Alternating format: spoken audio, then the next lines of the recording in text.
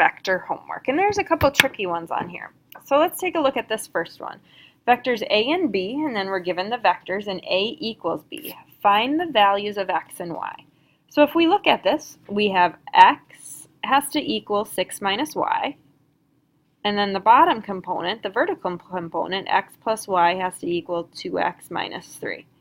And you might be looking at this thinking, wait a second, what's going on? How do we solve this? Well, this is really just a system of equations. So x is 6 minus y. So I can go and replace that x with 6 minus y. So then we would have 6 minus y plus y equals negative 2 times 6 minus y minus 3. So simplifying this, minus y plus y is 0, so 6 equals negative 12 plus 2y minus 3. So we have 6 equals, let's see, that would be negative 15 plus 2y. And solve for y plus 15 plus 15. So we have 21 equals 2y. So y equals 10.5. And once we find our y value, we can go back here and plug that in here to find what our x is. So x equals 6 minus 10.5, so x is negative 4.5. Now these next couple are more like what we went over today. In this triangle, OA equals AP. So I'm going to go there, OA is vector A, so this is also vector A. PQ, or BQ equals 3 times OB, so this is B, so over here would be 3 times vector B. If N is the midpoint and OA equals OA and B equals OB, show that AP equals A. Well, they're equal, and we can just say that we know OA equals AP because it's midpoint. So vector A has to equal vector A. Now the next one, PQ equals 4B minus 2A. So how are we going to get from P to Q? So we can go this way and then that way. So we are going to go from P to Q. How we get there goes from P to O plus O to Q. Well, how do we get from P to O? We're going against those arrows, and there's 2A, so we're going the opposite direction, so negative 2A, plus there's 1B plus 3B is 3B, and that's what we have, just written in the different order up there. So this next one, again, similar to the one that we did before. So we have O to A, that's labeled as A. O to C is labeled as C. C to B is located as 3A. And D is the midpoint. Show that O to B equals C plus 3A. So O to B, we can go O to C.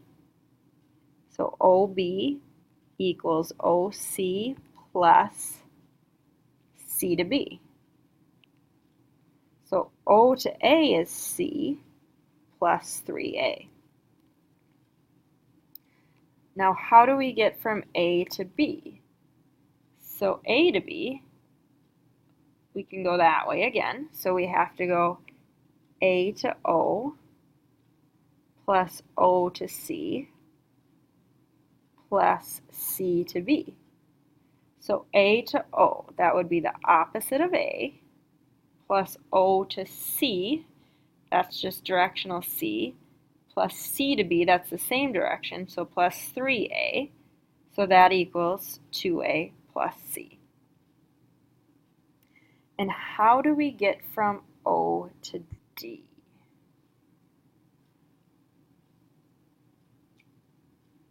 So O to D, let's see here.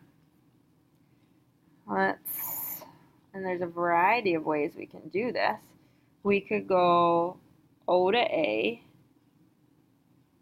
and it's the midpoint, so O to A plus half of A to B. So O to A is A plus half. We found A to B and number 2. So half of 2a plus c. So this would be a plus c. Oh, that would be half c, sorry, if you distribute. So this equals 2a plus half c. Now on the backside, this is pretty easy on the backside. It's just a quick review. It just is talking about a different way we can see vectors. So we've looked them at in vertical form, and now we're going to look at them in horizontal. So represent each vector a, b with endpoints as indicated as an algebraic vector in the form a to b. So how do we get from 3 to 0? We go down 3. How do we get from -2 to -5? We go down 3. So instead of writing it as vertical, we're just writing it as horizontal. So this one, 6 to 0, down 6, 0 to 7, up 7. So that's that top part. And then we're just finding the magnitude. So again, we can just draw this backwards 4, down 3. And then we have to do that Pythagorean theorem. -4 squared plus -3 squared equals c squared. So let's see, that's 25 equals c squared, so our magnitude would be 5.